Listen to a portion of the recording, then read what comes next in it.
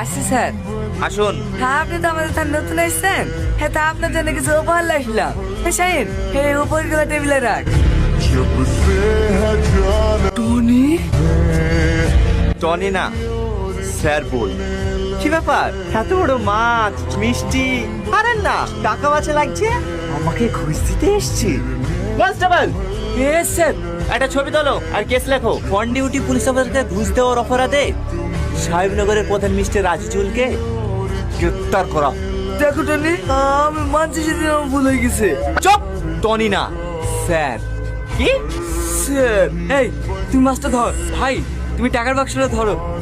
Constable, ইচ্ছা করলে তোকে এক্ষুনি 3 বছর লেগে জেলে ভরে দিতে পারতো, কিন্তু আমি তোর মতন অমানুষ না। সবাইকে ভালো আর একটা করে সুযোগ দিই। যা, তোকেও দিলাম, পারলে সুযোগটা কাজে লাগা। আসছি স্যার। আসুন। হ্যাঁ, আপনি তো আমাদের থানা নতুন এসেছেন।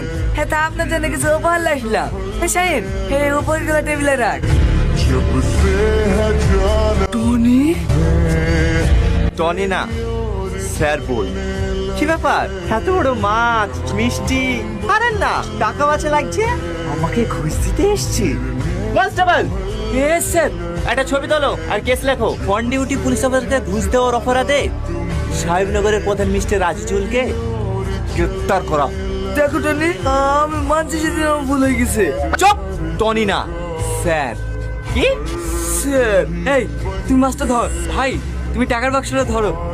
কনস্টেবল, ইচ্ছা করলে তোকে এক্ষুনি 3 বছর লেগে জেলে ভরে দিতে পারতো, কিন্তু আমি তোর মতন অমানুষ না। সবাইকে ভালো আর একটা করে সুযোগ দিই। যা, তোকেও দিলাম, পারলে সুযোগটা কাজে লাগা।